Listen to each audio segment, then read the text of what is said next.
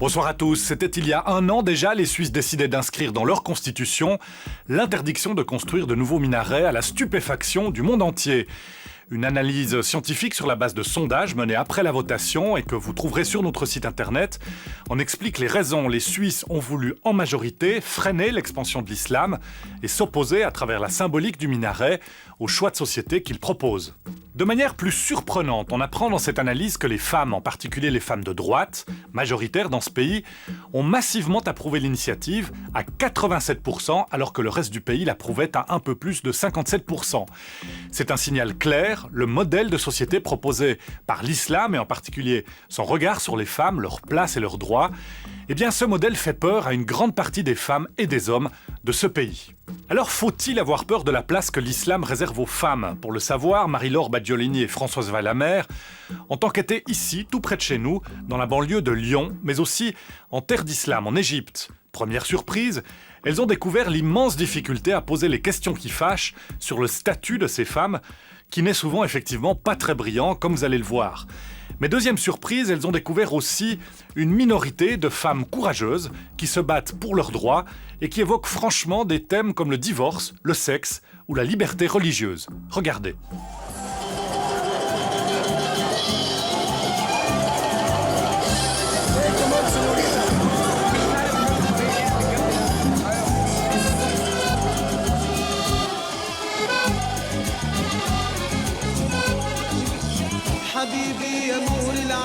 C'est d'abord cela qui nous a amenés en Égypte.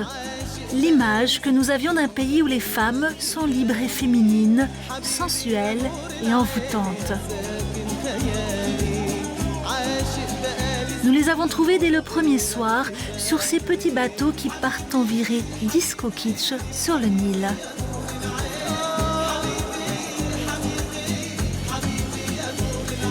Mais très vite, il nous est apparu que ces instants-là étaient l'exception dans le quotidien des femmes égyptiennes.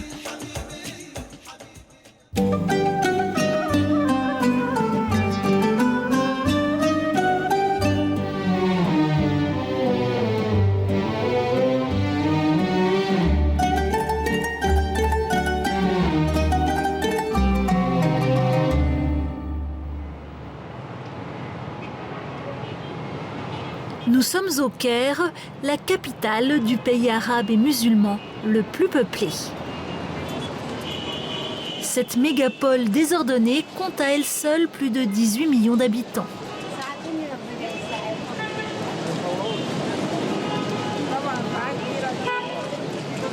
Dans ce voyage au cœur de l'islam au féminin et de ses combattantes, Mona est notre première guide. Elle nous embarque dans sa voiture. Ici, c'est la règle. On passe des heures dans un trafic toujours intense. Des fois, on me prend pour une chrétienne, pas une musulmane, parce que je ne porte pas le voile. Les femmes non voilées, elles n'apparaissent plus à la surface. Elles se cachent dans leur voiture ou au bureau.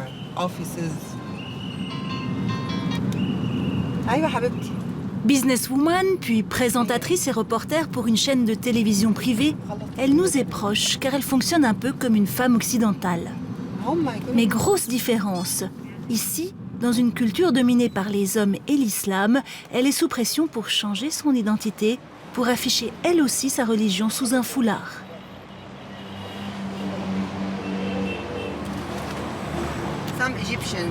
Certains Égyptiens disent que les femmes non voilées, c'est comme cette pastèque. Quand elle est ouverte, les mouches y vont. Ils disent que le regard des hommes ne doit pas se porter sur les femmes et donc qu'elles doivent porter le voile. C'est comme la pastèque. Si elle est fermée, les mouches n'y vont pas. La société tout entière nous pousse à porter le foulard. Même mon fils aimerait que je le mette. C'est un homme.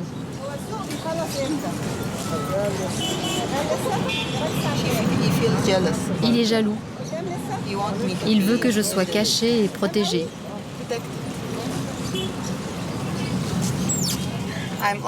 Je lui réponds à chaque fois la même chose. Je prendrai cette décision en temps voulu et si j'en ressens le besoin.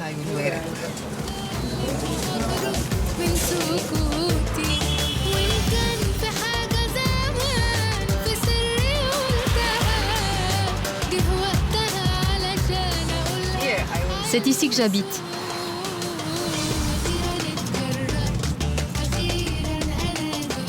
Ça, c'est mon immeuble.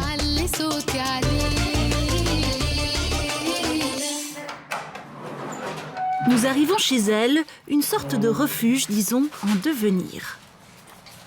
L'appartement est en construction. C'est pour ça qu'il est vide et qu'il n'y a pas de meubles.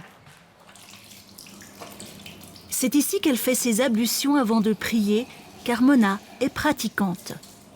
En fait, le soir venu, elle rattrape les prières qu'elle n'a pas pu faire pendant la journée. C'est l'unique moment où elle se couvre d'un voile. Cela fait partie du rituel.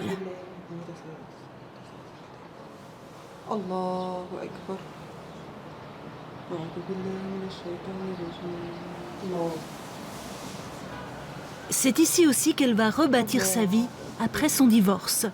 Une épreuve bien plus lourde pour les femmes en Égypte que chez nous. Le divorce est un désastre pour une femme. C'est comme avoir commis une erreur fatale. Ça veut dire que vous n'arrivez pas à garder votre mari et donc que vous êtes une mauvaise épouse. Ça, c'est le point de vue moral. Légalement, est-ce que c'est aussi difficile? Il y a un gros problème au niveau légal. On n'est pas bien défendu. Les procédures prennent beaucoup trop de temps. Des fois, il faut 10 ans. Alors on est perdante d'avance. Alors vous avez choisi de ne pas lutter. Oui, j'ai renoncé à me battre, car mes droits ne sont pas défendus. C'était dur après mon divorce. J'étais très faible, je n'avais pas de travail, pas de maison, pas d'argent, rien du tout. Mona a pu s'appuyer sur une procédure spéciale pour divorcer rapidement, la khoula. Mais le prix à payer est terrible. Dans ce cas de figure, la femme doit abandonner tous ses droits financiers et même rembourser la dot à son mari.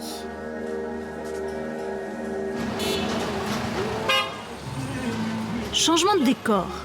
Nous sommes dans l'une des banlieues les plus pauvres du Caire. Ici, le poids d'une législation injuste pèse plus encore sur les femmes sans grand revenu. Chaque jour, elles sont nombreuses à chercher de l'aide tout au fond de l'une de ces ruelles incertaines. L'adresse est connue dans les environs. C'est le bureau d'une avocate engagée qui milite pour l'égalité des droits.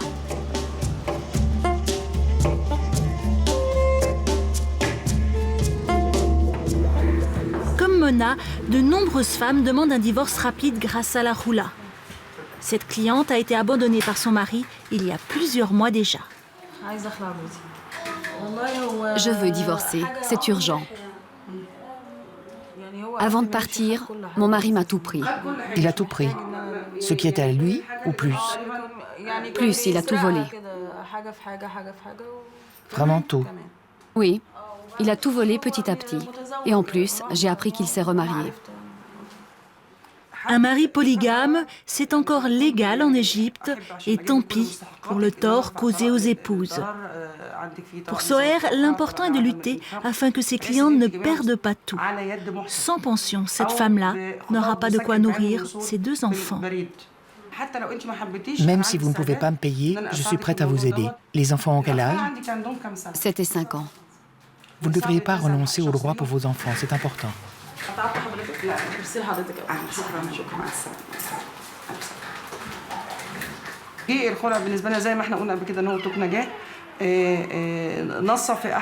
La khoula, cette procédure de divorce, est une bouée de sauvetage. La femme peut divorcer rapidement à condition qu'elle rende sa dot. Il est important de comprendre qu'autrefois, cette somme était symbolique. Il s'agissait d'une livre, d'une demi-livre égyptienne, soit presque rien. Mais aujourd'hui, il faut savoir que les hommes commencent à payer des dots élevées. Ainsi, lorsque leurs épouses veulent divorcer grâce à la procédure rapide de la khoula, elles sont obligées de rendre à leur mari une somme bien plus importante qu'avant.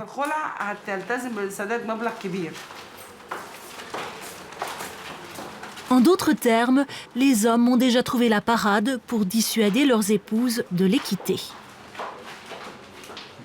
Avec Soher, nous nous rendons compte de la difficulté à mener un combat pour l'égalité des droits. Chaque jour, elle doit affronter les obstacles dressés par un système légal dessiné par les hommes et pour les hommes. Mais il y a des alliés inattendus comme celui qu'elle rencontre dans la mairie du quartier. Ce jour-là, elle accompagne 2 femmes qui ont besoin de l'aide publique. L'une habite même dans un bidonville. Alors, vous êtes toujours les bienvenus.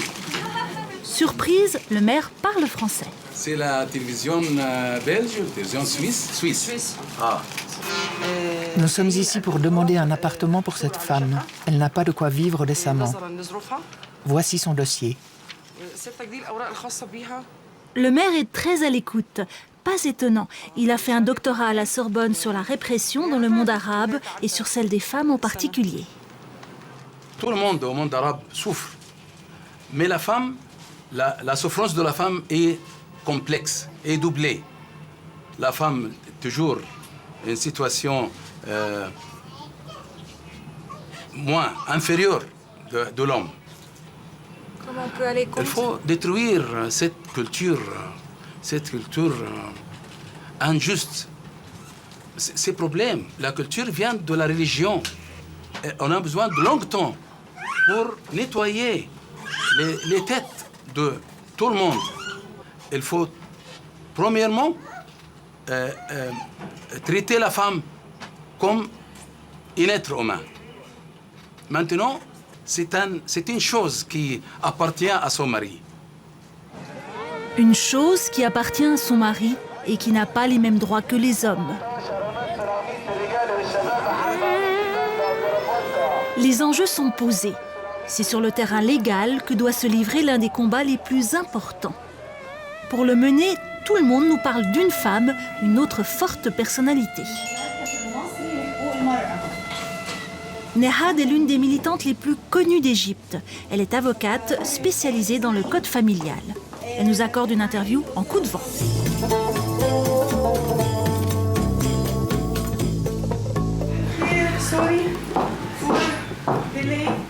C'est un peu une star. Elle a d'ailleurs rencontré des stars pour la soutenir dans sa lutte. D'emblée, elle nous annonce la couleur. Elle milite dans le cadre même de l'islam, d'où elle tire les arguments pour revendiquer une égalité de traitement.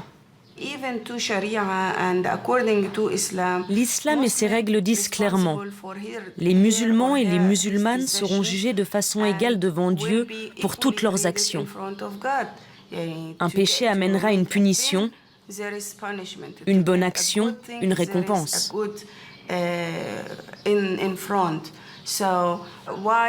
Hommes et femmes sont à niveau d'égalité selon notre religion. Alors je pose la question, pourquoi dans notre législation, les femmes sont-elles traitées comme des citoyens de deuxième classe? Pourquoi les considère-t-on comme des choses? Quand on traite quelqu'un comme une personne faible, à protéger, c'est qu'on ne lui fait pas confiance. Cela peut lui faire du tort. Nous ne voulons pas de cette philosophie. Sur le plan légal, cela veut dire changer les procédures défavorables aux femmes. Nehad a par exemple déjà contribué à créer un nouveau contrat de mariage signé par l'épouse et non plus par son père ou un autre représentant mâle de sa famille. Étonnamment, l'avocate nous explique qu'il n'est pas toujours facile d'enrôler les femmes dans son combat. Une famille sur 3 dépend totalement de la femme et personne ne l'aide pour ça. Un autre tiers des familles égyptiennes dépend du travail de la femme et de son mari. C'est incontestable. La femme assume un rôle essentiel dans le quotidien, Mais elles continuent à vivre dans un esprit de soumission. C'est elle qui gagne de l'argent pour la famille, mais en même temps, elle a peur de se battre pour ses droits. Pour changer cet état d'esprit, il faut une sorte de révolution, comme pour l'abolition de l'esclavage. Il s'agit de convaincre les femmes qu'elles sont citoyennes à part entière, qu'elles ont des droits et qu'elles n'ont pas à avoir peur des conséquences. Mais pourquoi ce combat n'avance-t-il pas plus vite ? Nous découvrons qu'il y a de plus en plus d'Égyptiennes qui sont happées par un courant ultra-conservateur. Cette sorte de radicalisation religieuse se ferait par le biais de rencontres discrètes, des cercles entre femmes qu'on appelle des halakats. Nous cherchons à entrer dans l'un de ces cercles à tendance dure. On nous dit qu'ils se tiennent dans des appartements privés, souvent dans la bonne bourgeoisie du Caire. Difficile d'y avoir accès. Il y a dans ces milieux une grande méfiance, d'autant plus qu'ils seraient surveillés par le gouvernement, inquiet d'un glissement vers un islam plus radical. Après plusieurs contacts, nous arrivons à rejoindre ce groupe d'une vingtaine de femmes, dont la moitié sont arrivées en voile intégral. Pour préserver leur anonymat, nous masquons leur visage. C'est le prophète qui nous ordonne d'assister à ce halakat. Il est interdit d'en partir sans bonne excuse. Quitter un halakat, à moins d'un cas de force majeure, revient à ne pas respecter le commandement du prophète.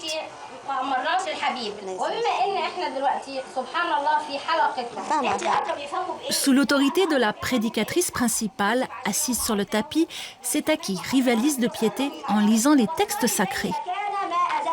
Aucun homme n'est présent, mais on nous explique que la réunion est entièrement sous leur contrôle. Les maris sélectionnent les participantes, ils décident des temps de parole et des thèmes traités. Pendant plus de 2 heures, ces femmes détaillent la vie du prophète pour y trouver les règles à suivre dans leur quotidien. En fait, c'est quasi le Moyen-Âge appliqué au XXIe siècle et forcément, cela limite les choix. Question loisirs par exemple. La musique distrait le cœur. Elle le distrait vraiment beaucoup. Nous, on veut se rapprocher de Dieu. Et la musique nous en détourne. Pas de musique, si possible, pas de télévision, en fait rien qui ne les détourne de leur foi. Que ces femmes acceptent ces règles sévères nous étonne, car nombre d'entre elles ont fait de longues études et travaillent. Très vite, elles nous font comprendre que nous devrions suivre leur exemple, car leur mouvement est aussi celui d'un islam missionnaire.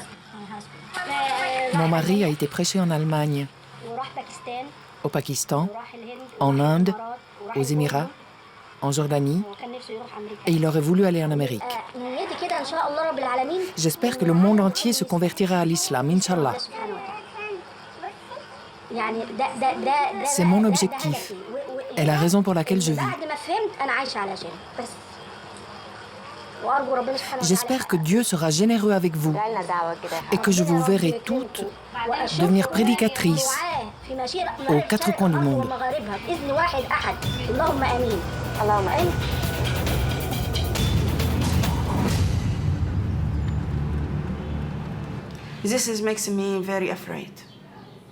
Ça me fait très peur, c'est une situation effrayante.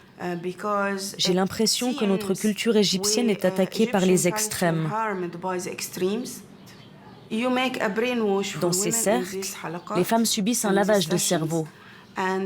On leur fait croire que ces idées extrêmes font partie de l'islam. Et vous savez, au nom de la religion, on peut aller jusqu'à se tuer. La religion est importante, nous la portons dans notre cœur. Inquiétante radicalisation d'un côté, lutte pour les droits des femmes de l'autre. Ce débat fait étrangement écho à celui qui occupe le devant de la scène en Europe. Tenez la gauche, puis restez sur la file de droite. Nous choisissons d'aller en France. C'est le pays européen qui abrite le plus de musulmans proportionnellement à sa population. Direction les banlieues de l'Est lyonnais, où vit une majorité de Français d'origine maghrébine. Nous commençons par aller à Vaux-en-Velin pour nos premiers contacts. On nous amène tout à côté du quartier le plus chaud, dans une petite mosquée plutôt précaire. C'est vendredi, jour de prière, et la mosquée, c'est ça. Un ancien bâtiment industriel, sommairement transformé en lieu de culte il y a une dizaine d'années. Elle est essentiellement fréquentée par les adeptes du tabligh. C'est l'un des courants les plus fondamentalistes de l'islam qui milite pour une interprétation stricte du Coran et des autres textes sacrés. En semaine, la mosquée sert aussi d'école primaire. Enfin, une sorte d'école. Elle est sous la responsabilité d'une association musulmane qui cherche à en faire un établissement privé reconnu par l'État.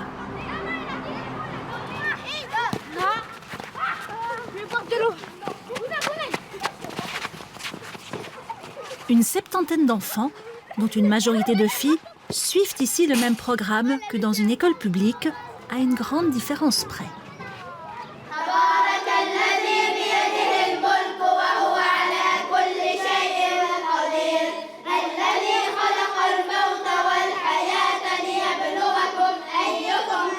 Des leçons coraniques et des cours d'arabe viennent compléter le cursus scolaire. Beaucoup de petites filles et toutes les enseignantes portent le voile, ce qui est interdit depuis 2004 dans les écoles publiques. On est au cœur du débat qui secoue la France, celui de l'identité et du statut de la femme musulmane, dont le voile serait un symbole de soumission. Pour en parler, seule Anaïs, une Française convertie et responsable pédagogique, accepte d'apparaître face caméra.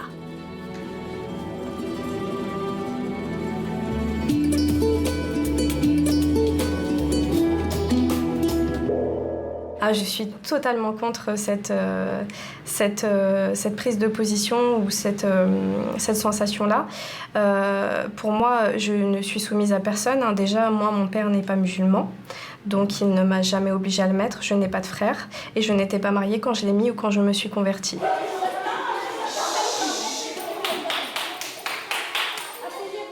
Après, je sais qu'il y a des cas aussi de personnes qui sont forcées de le porter. Et ça, nous, les musulmans, on est totalement contre. Voilà, on est totalement contre le fait d'obliger quelqu'un à le mettre, puisque c'est totalement inutile de forcer quelqu'un à mettre le voile, puisque justement, c'est un cheminement personnel et c'est un choix qui doit être fait de la part de la femme. Mais alors, pour les petites filles de 5-6 ans que nous avons vues, est-ce vraiment un choix ? Ça peut paraître un peu bizarre. Mais c'est un choix, dans le sens où ces petites filles-là, elles ont toutes des mamans qui portent le voile. Et comme toutes petites filles, elles veulent faire pareil que leur maman. Après, c'est vrai qu'on a des CM2, par exemple. Elles ont 11 ans, voire 12, pour certaines. Vous avez déjà lu le Coran et eu la démarche de comprendre ce que c'est, comme vous l'avez fait ? Oui, pour certaines, oui. Pour certaines, oui, parce que il faut savoir que pour certaines, elles sont soit dans des écoles de confession musulmane, ou soit elles prennent des cours d'éducation islamique en français depuis toute petite. Donc elles ont pu comprendre des choses que moi, j'avais pas compris à leur âge, puisque moi, j'avais pas eu accès à cet enseignement-là. C'est vraiment pas un choix. On est quand même sur un territoire français, où les enfants doivent être protégés. C'est une atteinte déjà aux droits de l'enfant. Ça, les voilées, toutes petites comme ça.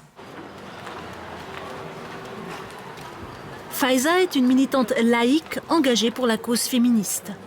Marocaine d'origine, mariée de force à 15 ans, elle a subi dans sa chair les atteintes à la liberté des femmes, ce qui explique sa réaction quasi viscérale. C'est comme dans les sectes, il faut aussi qu'on dise les choses telles qu'elles sont. Il faut vraiment stopper cette influence de cet islamisme intégriste. Il faut aussi qu'à un moment, on dise les mots, qu'on dise, qu'on désigne. C'est de l'intégrisme. Les petites filles, comment voulez-vous qu'après, elles ne soient pas conditionnées ?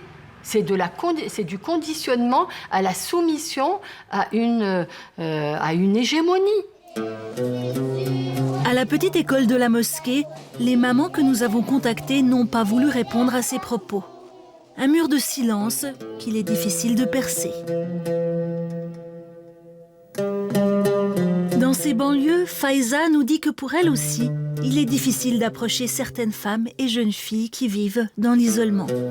C'est un travail de fourmi sur des années qu'elle mène grâce à son engagement au sein de plusieurs associations. Il y a beaucoup de jeunes filles et de femmes qui refusent l'obscurantisme et aspirent quand même beaucoup à l'estime de soi, à leur émancipation féminine, à l'égalité femmes-hommes. Et c'est l'école aussi, c'est la République qui peut répondre à ça, mais une République forte, une République universelle qui s'appuie sur ces valeurs qui sont fondamentales. On ne doit pas céder ce terrain aux obscurantistes que sont les intégristes musulmans. Dans ce contexte, quel chemin peut donc suivre une jeune musulmane issue des quartiers? 2 millions d'euros. Ça meurt ça. Merci. Je viens d'Algérie. Au grand marché du dimanche de Vaux-en-Velin, nous rencontrons Rafika, 24 ans. Fille d'immigrés algériens, elle a grandi dans une ville de la banlieue lyonnaise, une sorte de petit ghetto pour maghrébins. Dans sa famille, ils sont 7 enfants, dont 3 grands frères, qui prennent très à cœur leur rôle de gardien des mœurs. À l'adolescence, elle entre souvent en conflit avec eux, car elle veut mener sa vie de façon indépendante. Pour en parler, elle nous amène dans son appartement au cœur de Lyon.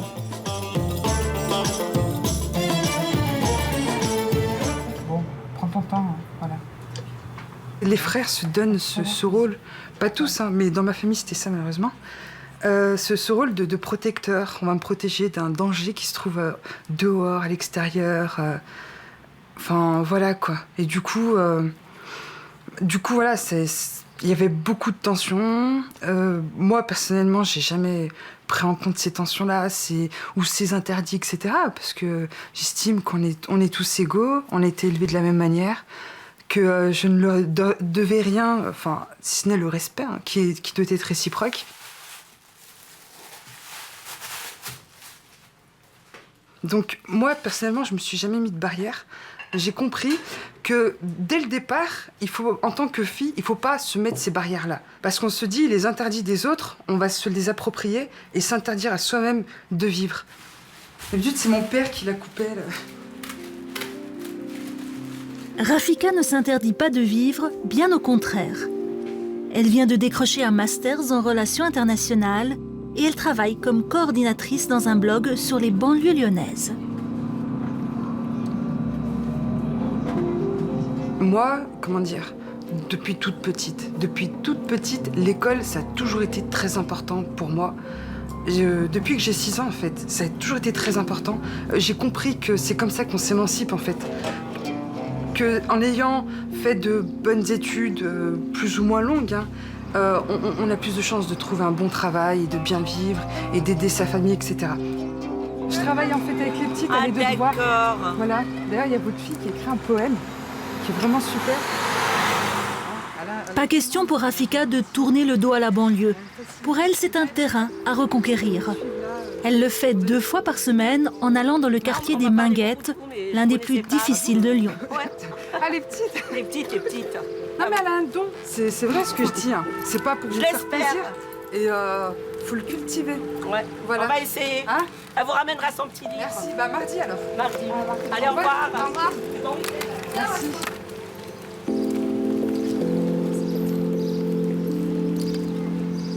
Allez, on travaille. Dans cette classe, elle apporte bénévolement un soutien scolaire aux jeunes des quartiers. Des cours de français et de littérature pour aider ses élèves sur le long chemin du bac. Si, j'ai compris. Mais non, assonance, c'est... Ah merde, c'est... Consonne ou voyelle? Consonne. Sur le 9, le 9. Non, voyelle. Sarah et Black Oh, t'as réussi. Un des gros problèmes des quartiers, c'est que malheureusement, ceux qui réussissent partent et ne reviennent pas. Moi, j'ai réussi, j'ai fait mes études, j'ai un boulot, etc. Et de montrer cet exemple-là. Et dans l'année, là, dans tout ce que tu as vu, est-ce qu'il y a des choses que tu n'as pas compris? Nous nous demandons quel est le rapport de Rafika avec sa religion d'origine. Elle ne porte pas de foulard, ne fait pas de référence à l'islam. Pourquoi? La religion, toutes les religions monothéistes, c'est un rapport privé entre Dieu et l'homme. Donc moi, je me pose de cette manière-là, en fait. C'est un rapport privé où les autres n'ont pas à intervenir.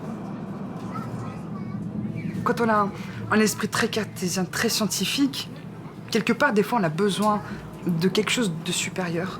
Il y a toujours besoin, je pense, de quelque chose de spirituel. Mais c'est en tout cas pas quelque chose que tu ressens comme un frein à ton avancement, à ta progression dans la vie. Non.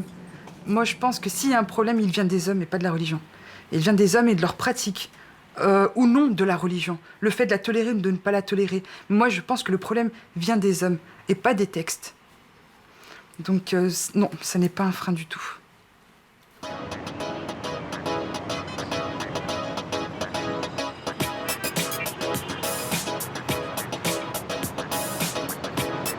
Retour au Caire. Ici, 90% des musulmanes portent le foulard, alors qu'elles n'étaient que 50% à le faire il y a 10 ans seulement. Ce qui nous frappe, c'est que ces femmes, surtout les plus jeunes, semblent jouer de ce code vestimentaire comme si elles faisaient un pied de nez aux gardiens d'un islam plus fondamentaliste. Dans les kiosques, nous trouvons ces magazines spécialisés dans le hijab tendance, allez, on dira même presque fun. Entre filles, on se conseille, on joue des couleurs et des accessoires. Une sorte de pirouette coquine pour concilier l'islam et la mode.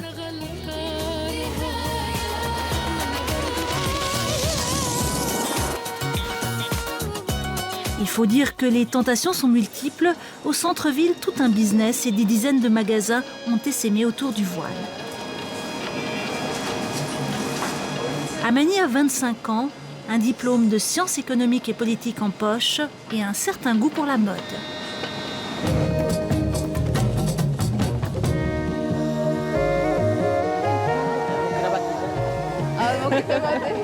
Nous la retrouvons au parc Al-Azhar, sur les hauteurs de la ville.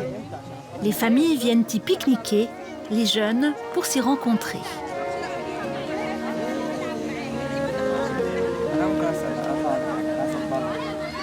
Amani a choisi de porter le foulard très tôt, à 16 ans, pour être en accord avec sa foi.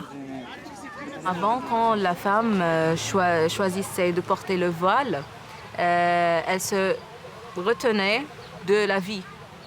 Elle travaillait jamais, elle restait chez elle, à la maison, et c'est tout. Mais maintenant, avec la prédication moderne, on a vu vraiment qu'il y a un discours moderne derrière les nouveaux prédicateurs, comme Amr Khaled par exemple. Dans le sens, non, tu peux bien sûr obéir à Dieu, à Allah, et après, tu peux faire tout ce que tu veux. Moi, par exemple, avec le voile, je fais l'équitation, je fais le saut des parachutes, par parachute, et cela ne me pose pas de problème. Tu vois, j'apprends tout ça et cela vraiment ne m'empêche pas à vivre et à faire tout ce que je veux.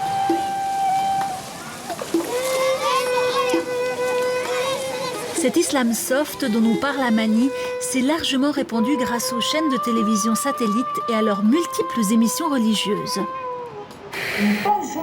Aux côtés des prêches sévères et des prédicateurs à longue barbe qui caractérisent les programmes conservateurs souvent financés par l'Arabie saoudite, sont apparus des télécoranistes au succès spectaculaire. Amr Khaled est le plus populaire d'entre eux. En prêchant pour un islam ouvert, il attire les jeunes vers une pratique plus légère de leur religion. L'objectif le plus important et le plus grand dans la vie, c'est de vivre pour plaire à Dieu Tout-Puissant. Donc, ne croyez pas que votre vie sera différente, non. Vous pourrez continuer à vous amuser, à jouer, à voyager, mais vous le ferez en gardant à l'esprit le grand objectif pour lequel Dieu a créé le monde. Pour Amani, cette pratique se conjugue aussi avec une certaine émancipation face aux hommes. Les hommes me regardent et moi je discute avec les hommes, on bosse ensemble, j'ai des amis, des garçons qui sont vraiment mes amis aussi et on sort ensemble. Cela ne me pose pas des problèmes.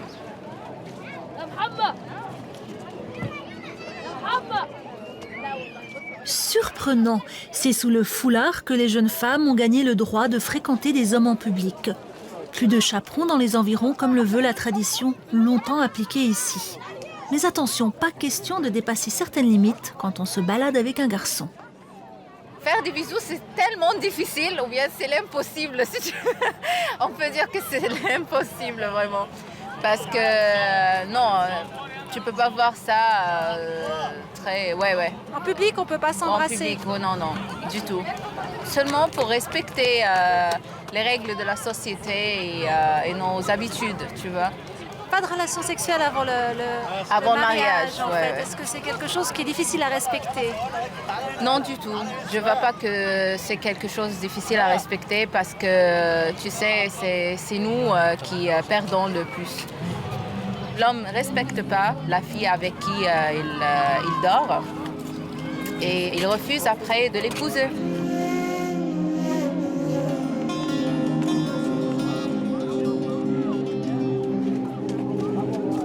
Question femme libérée à l'occidental, il faudra repasser. Le modèle d'émancipation féminine version arabe se construit visiblement sur d'autres bases. N'empêche, il peut y avoir de sacrées surprises. Nous découvrons qu'une femme a fait sauter un tabou énorme. Heba est sexologue et star du petit écran. Elle est la première à oser parler ouvertement de sexe dans le monde arabe.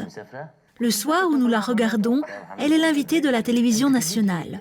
Sujet de discussion, les blocages sexuels. Certaines femmes ont des contractions vaginales. Je peux les soigner et grâce à Dieu, cela marche. Grâce à des médicaments? Non, j'ai prescrit une thérapie sexuelle. Cette femme médecin qui a obtenu son doctorat en sexologie aux États-Unis aborde la bagatelle dans tous ses détails.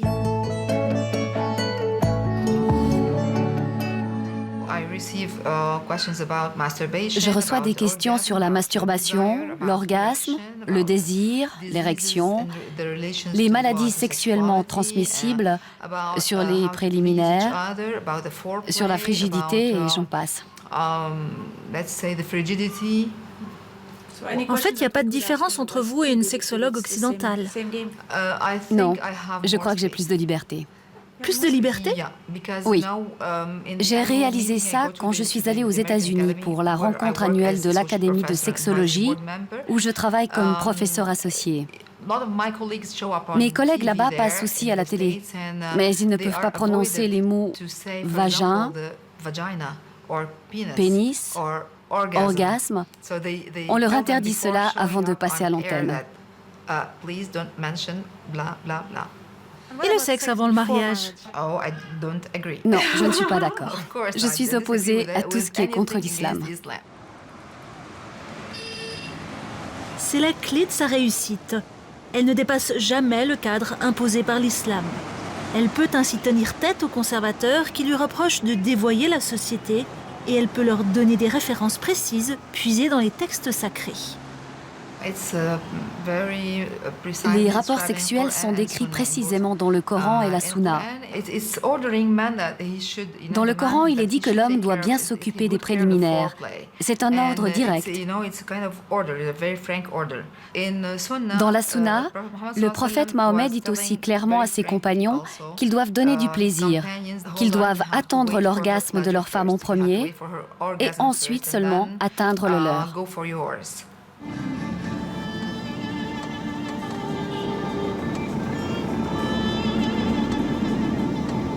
En quittant Heba, nous nous demandons comment ce discours est perçu par les Égyptiennes qui ont choisi la voie d'un islam plus radical. Comment vivent-elles leur vie de femme?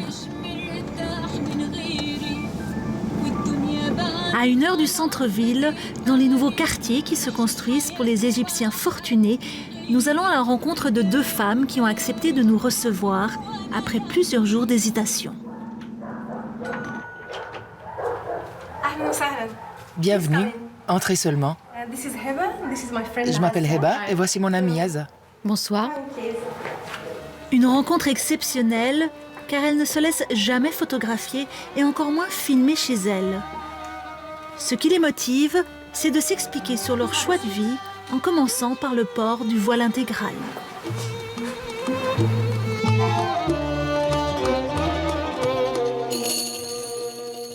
Selon notre religion, le voile nous garantit une place meilleure ou plus élevée au paradis.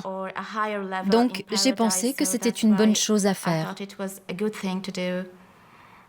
Je me pose parfois la question, mais pourquoi est-ce que c'est un problème? Ce voile est juste une façon de s'habiller et rien d'autre? On est des croyantes, des pratiquantes. En mettant le voile, j'obéis à Dieu. Pas à votre mari. Non, en fait, j'ai pris un certain temps à convaincre mon mari. Il faut savoir que porter le voile n'a pas changé mes habitudes. Je fais toujours du shopping, je vais à des soirées en famille. En fait, je fais tout, sauf ce que m'interdit ma religion. Comme, par exemple, fréquenter des hommes. Quand on est couverte entièrement, ça crée une limite entre nous et les hommes. Quand ils nous voient, ils ne vont même pas essayer de flirter, de parler avec nous. Ils comprennent qu'il y a des limites à ne pas franchir, juste en nous regardant. Alors le voile sert à vous protéger? À me protéger et à protéger les autres des péchés. Quand un homme voit une belle femme qui porte des habits serrés, ça va le tenter. Et il ira peut-être jusqu'à une relation illégitime. Donc, en portant le voile, j'évite à moi-même et aux autres de commettre un péché. Pas question de se montrer séduisante ou même coquette dès lors qu'elles sortent de chez elles. Le message est clair. Nous leur demandons toutefois leur avis sur ces jeunes Égyptiennes qui affichent gaiement leur religion et donc aussi leur identité de femme sous un hijab fashion. Selon l'islam, ce n'est pas le hijab. Ce n'est pas entièrement mauvais, mais ce n'est pas bien. Une fille qui porte ce type de foulard doit savoir qu'elle va devoir progresser. Elle n'est pas arrivée au bout de sa démarche. Le vrai hijab, c'est celui-ci, et elle le portera un jour. Le voile est mentionné dans le Coran, dans les dires du prophète. Il fait partie de l'islam. Ce n'est pas quelque chose d'exagéré. On ne peut pas dire que c'est quelque chose d'extrême. Pas quelque chose d'extrême, c'est à voir.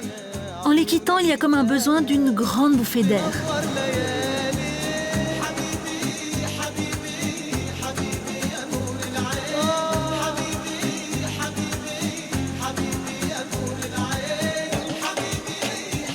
Dans ce Caire ambivalent, n'y a-t-il pas des femmes qui se battent pied à pied pour leurs droits, mais cette fois sur le terrain religieux? Des femmes qui réfuteraient l'interprétation radicale du Coran telle que nous venons de l'entendre. Une première piste nous amène à la mosquée et université Al-Azhar, la plus haute autorité dans l'islam sunnite, mais sous contrôle du gouvernement égyptien. Dans une section de la mosquée réservée aux seules femmes, il y a depuis quelques années des prédicatrices autorisées à mener des lectures du Coran. Elles présentent un islam modéré, politiquement correct et censé répondre aux discours plus extrêmes. De fait, leur prêche ne tranche en rien avec ceux qui sont menés par les hommes. Il faudra sortir des lieux saints pour nous engager sur une toute autre piste. On nous a en effet parlé de femmes qui osent mettre en doute des siècles de pratiques religieuses telles que déterminées par les hommes.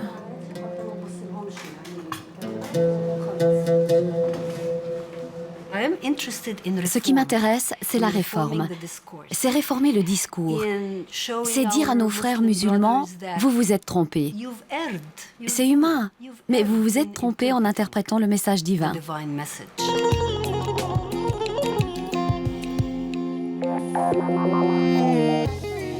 Omeima fait partie d'une espèce rare. C'est une féministe islamique.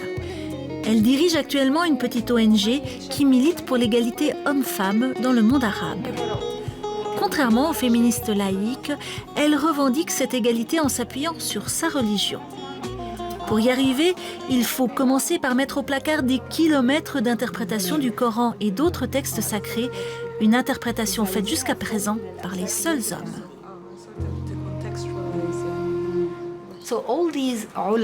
Tous les oulémas, c'est-à-dire les théologiens mâles de tradition islamique, étaient un produit naturel de leur temps, à savoir le Moyen-Âge. Alors bien sûr, leur interprétation de l'islam et des lois islamiques n'était pas équitable pour les femmes. Elle favorisait les hommes, les mâles. C'est ce qu'on appelle une interprétation patriarcale des textes sacrés. Et voilà où nous, féministes islamiques, nous pouvons agir. Il s'agit de remonter dans l'histoire, d'étudier et de comprendre pourquoi ces hommes ont commis ces erreurs. La force d'Omaima, c'est de travailler sur les textes sacrés eux-mêmes pour prouver que l'islam n'est pas en soi une religion qui opprime la femme. Exemple avec ce verset qu'elle a choisi de nous lire. Pour les musulmans et les musulmanes, pour les croyants et les croyantes, pour les hommes et les femmes qui obéissent à Dieu, pour les hommes et les femmes honnêtes. Vous voyez, la répétition est dans le texte original. Dans le Coran, il parle bien des deux sexes. Il y a bien la référence à l'homme et à la femme. Ces versets, selon moi, attestent de l'égalité entre les deux sexes dans le Coran. Ce sont eux qui sont la norme ultime, qui sont la référence ultime qui définit la justice et l'égalité homme-femme. Tous les passages problématiques, comme par exemple le verset qui autorise un mari à frapper sa femme, doivent être réinterprétés à la lumière de ces versets-là, et non pas le contraire.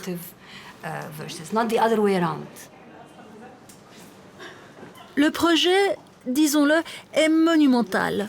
C'est un peu comme dire aux hommes que ce qui était noir est désormais blanc, mais Omaima est optimiste.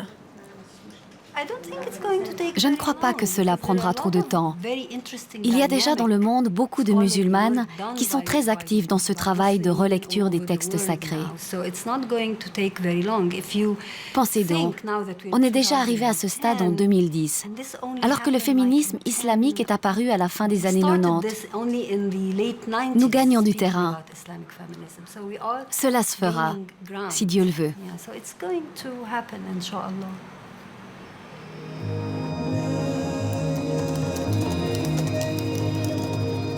Nous retrouvons Rafika à Lyon.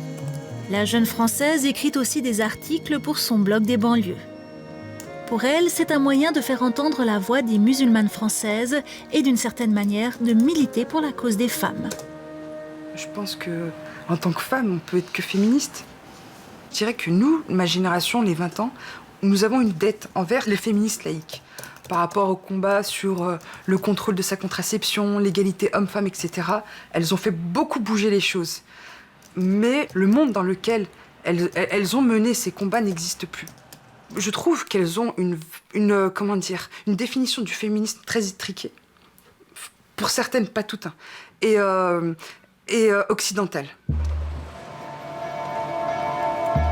Reprendre le combat pour le droit des femmes, mais sur un autre mode, voilà ce que Ndeye a choisi de faire. Convertie, cette enseignante franco-espagnole est à l'origine du Congrès international des féministes musulmanes. Un congrès qui sert de plateforme, mais aussi de réseau aux femmes qui cherchent à changer la pratique de l'islam. Ce jour-là, elle a rendez-vous avec Rafika. Bonjour. Bienvenue. Enchantée. Vous avez fait bon voyage? Très bien, ouais, merci. Ça s'est bien passé? Oui. Ouais. Merci.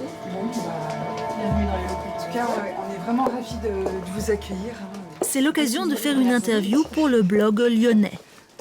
Première question, comprendre comment Ndeye concilie sa foi et son combat pour la cause des femmes. Il y a du café aussi, si vous préférez. Souvent en Europe, on a le référent français de la laïcité et du féminisme. Je dirais souvent très, très marqué par la séparation entre l'État et la religion. Et l'impossibilité d'être féministe et à la fois croyante, mais dans d'autres pays au monde, ce n'est pas incompatible. Et nous avons l'exemple aux États-Unis, ce sont des femmes chrétiennes qui revendiquaient le droit au vote, au suffrage universel, et c'était au nom de la Bible. C'est un traumatisme. Le combat de Ndeye se fait lui au nom du Coran et des autres textes sacrés. Il n'y a pas une élite, il n'y a pas des professionnels qui ont le seul droit à lire et à interpréter, mais du moment où on est musulman et on ouvre le Coran, on a le droit de lire. Et lire, ça veut dire comprendre, et comprendre, ça veut dire interpréter. Maintenant, quelle est Donc, elle aussi milite pour se réapproprier sa religion, à l'instar de l'égyptienne Omaima. En démontrant que l'islam donne des droits aux femmes, elle cherche à mieux l'intégrer dans les pays européens. Les musulmans Je pense que l'avenir de l'islam en Europe doit forcément passer par le féminisme islamique. Qu'est-ce que je veux dire par là? Par la compatibilité entre avoir une égalité dans tous les sens politiques, dans le domaine spirituel, économique, tous les domaines. Pour moi, il n'y a pas d'exception, il n'y a pas un endroit où on peut dire on n'est pas égaux. Mais en même temps, de ne pas renier sa foi tout simplement et avoir droit à avoir une spiritualité. L'un n'empêche pas l'autre.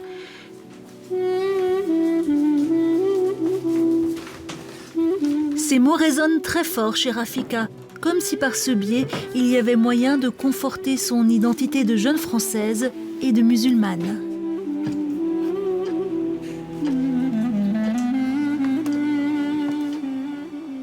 Une femme libre, elle choisit de s'habiller comme elle veut, elle travaille et elle a des enfants, mais il y en a qui veulent uniquement travailler ou uniquement avoir des enfants et elles sont épanouies.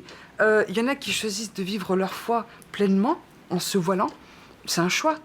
Il me semble que pour ma part, le féminisme, c'est le fait de défendre le choix des femmes.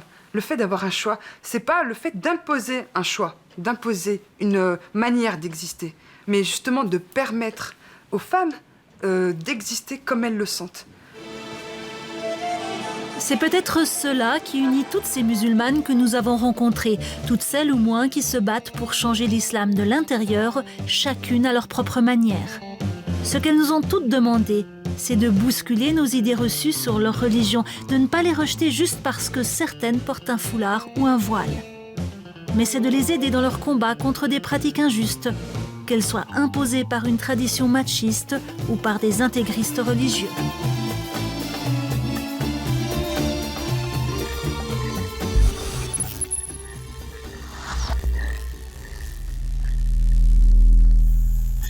Dernier rebondissement sur le front du voile islamique en Suisse, Isabelle Chassot, ministre de l'Éducation du très catholique canton de Fribourg, également présidente de la Conférence nationale des directeurs de l'instruction publique, a autorisé le port du voile islamique des fillettes de son canton, pour autant qu'il ne couvre pas entièrement leur visage. Souplesse également concernant les cours de piscine, obligatoires, mais qui autoriseront les douches séparées, les camps de ski et leur régime alimentaire spécial, et les cours religieux et d'éducation sexuelle qui seront facultatif. On ne sait pas en revanche si le burkini, ce maillot religieusement correct entre la burqa et le bikini, sera visible dans les piscines fribourgeoises. Alors la Suisse en fait-elle trop? Et que pensez-vous de ces féministes musulmanes, en particulier si vous êtes une jeune musulmane de Suisse? L'islam est-il soluble dans la société suisse? Invitée ce soir sur notre forum, Ndeye Andoujar, co-directrice du Congrès international de féminisme islamique qui vient d'avoir lieu à Madrid et qui passe pour une des 10 femmes musulmanes les plus influentes en Europe. Excellente soirée à vous tous, très belle semaine et à bientôt. On les appelle des djad, jeunes adultes en difficulté. Ils ont entre 18 et 25 ans, sans formation et sans revenus. Chaque année, 2500 d'entre eux sont pris en charge par les services sociaux du canton de Vaud. Pour ce reportage exceptionnel de 80 minutes, Temps Présent a suivi au jour le jour un beau projet, Scenic Adventure, porteur d'enthousiasme et d'espoir.